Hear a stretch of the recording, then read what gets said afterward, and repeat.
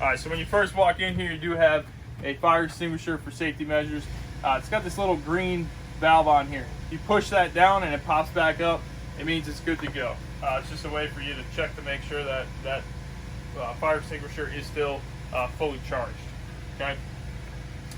This bed right here, or this jackknife couch, move these cushions out the way, pulls up, and then it'll lay down, and then your mattress will fold on top of there. Okay. You do have lights above the bed. Push button right in the center to turn those lights on and off. Both sides of the bed or both sides of the couch, you do have 110 outlets as well as USB ports for charging devices. Okay, and this just pulls back up. You do have some storage underneath there for storing linen, shoes, stuff like that. Cabinets either side with rod holders or curtain rod holders, and then cabinets up above as well. Right behind me, you do have a GFI outlet. That's just for if you have water near an outlet. If this GFI pops, a couple of the outlets will go out. If this green light's on, it means it's good. You can always come over here and hit the test to make sure it's working right, and then as long as you're hooked up to shore power, you can hit that reset and it'll reset the GFI. You also have a voltage indicator stating what your battery voltage is at right there. Coming around over here, you have your radio. The radio is USB. It's also HDMI as well as Bluetooth. You do have two different zones. Zone 2 is inside, Zone 2 is outside. You got your control up here for the furnace. This little white tab up here, you got to click it over to turn it on, and then if you go all the way over to the right, to the warmer side, that's about 90 degrees. Just clicked over is about 65, 70 degrees. So it's just going to be a matter of fine-tuning it to figure out where you want that set at. To the right of that is your monitor panel and your control panel. You have your battery level, fresh tank level, black tank level, and gray tank level. As you can see, press it down, it's reading full on the battery, 2/3 on the fresh tank, black is empty, and gray is empty. You also have your water pump. Turn that water pump switch on as long as there's water in that fresh water tank. Turn that water pump switch on, and you got flowing water inside your unit. Okay. Now, if you're hooked to city water, you don't need that water pump on. You want to make sure that water pump is off if you're hooked to city water. Next to that, you have your water heater switch for the gas side. Like I said, you have your electric one outside, your gas one is inside. You can run both at the same time. It will not cause any issues. And you have your awning light switch, your convenient light switch, which is that light over by the dump station, as well as your awning control. Now, this does come equipped with what's called an LCI One control. You can download an app to your phone and be able to control the awning lights, the convenience lights, and the awning from your phone. Okay. Now, with that awning, you want to make sure heavy winds, heavy rains, that thing is in. It will act like a big sail and catch water as well in heavy rains. And it could rip off the side of the unit. So just keep that in mind. Now, this table here, it is your dinette table, but it also doubles down as a bed. What you want to do is just rock this a little bit.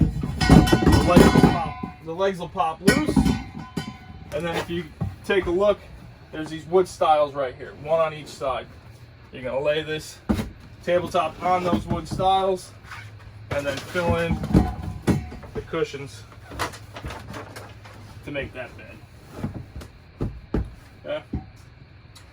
You do have another TV mount right here, as well as your hookups for the TV.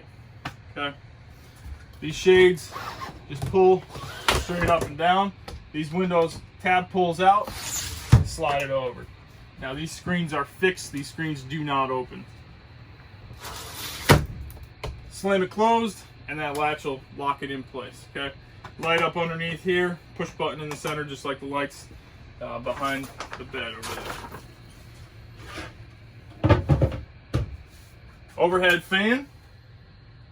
overhead light for cooking purposes, and then you have an overhead light above the sink there as well. Now this is safety glass, but you want to make sure that the cooktop is cooled down before you close it, so that there's no issues with that. Now to light the stove, you got to have this button turned on with the lights on. That's the only way the igniter is going to work. If you have it off and you turn it on, it's just going to bleed gas through. So you want to make sure before you go and turn it on that you turn that switch on. And just turn it to high, and it's going to, you hear it clicking and it's going to light up. Okay? Below that is your furnace output. So when you turn the furnace on for heat inside the unit, that's where that heat's going to come out of. Okay? To the left of that, this is your power distribution panel, your 110 breakers and your 12-volt fuses. Most of the fuses are 15-amp fuses, so I recommend getting a few of those so that in case a fuse ever blows on you, you have one to put back in place. There's these two 40s over here.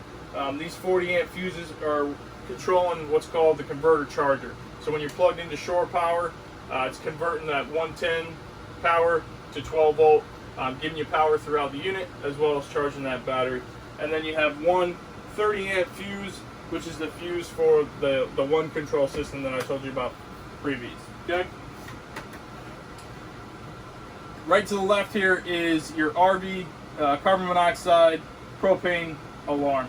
Now if that guy's going off, get on out the unit, shut your propane off, and let the unit air out. You could possibly have a gas leak. Somebody could have bumped into this and turned it on, and because the switch wasn't on, it didn't light. And since propane's heavier than air, it drops down. Or certain cleaning chemicals can make it go off. So just kind of be aware of what was going on when that alarm went off. Okay. Then just below that is a battery disconnect switch. With it out, that means it's disconnecting all power inside the unit, not allowing anything to bleed that battery down. If you forget to, shut the radio off or shut lights off or shut the fan off or something like that while it's stored, so that it's saving that battery power. You're just gonna insert this in and rotate it quarter turn to the right, and that's on. If you're plugged into shore power and you disconnect it, don't worry, it's bypassed when you're plugged into shore power. Now your Furrion fridge here, this is a 12 volt only fridge, so it will only work off the battery power. Right up in here you do have your controls for it. Turned all the way to the right is high, or the coldest setting. And it's also got an off-grid setting, so if you're going to be off-grid camping, it's just going to draw less amps on that battery, letting that battery stay charged longer, letting the fridge run longer. These fridges take about 4 hours to cool down, so just keep that in mind prior to your trip. And then you do have your freezer section up here. Alright.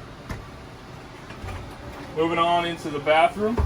Your toilet is a foot flush. You're going to push it down part of the way. It'll fill the bowl, push it down the rest of the way. It empties the bowl. It's not like your house toilet where you have a tank behind the toilet refilling that bowl every time. Okay.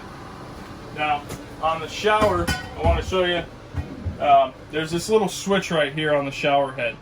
This is good for trying to save water if you're working off the freshwater tank, or just trying to save hot water. And that you're not rushing to take a shower because you only have 6 gallons of hot water. So what you're going to do is you're going to turn your hot and your cold on, get your temperature set, rinse off, and then you can flip that switch over, and it's just going to stop the flow of water coming through there while you lather up. Once you're done lathering, then you can turn that back on and rinse back off. And like I said, that's just to save on water if you're working off the fresh tank, off-grid camping, or just saving on hot water. Above my head, you do have a vent fan. You can crank that open and then turn the fan on for steam while you're taking a shower. All right. You do have the overhead light, just that button right in the center there. And then you do have your bath sink, and you got some storage underneath there as well. It does come with some holding tank chemicals. That's for the toilet. what you're going to do is you're going to push that pedal down a little bit, fill it up with water, add some of this in, and then flush it down into the tank so that it's sanitizing that tank. Okay. That's pretty much it. If you ever have any questions, just give us a call. You can also YouTube, and hopefully this video is a big help for you.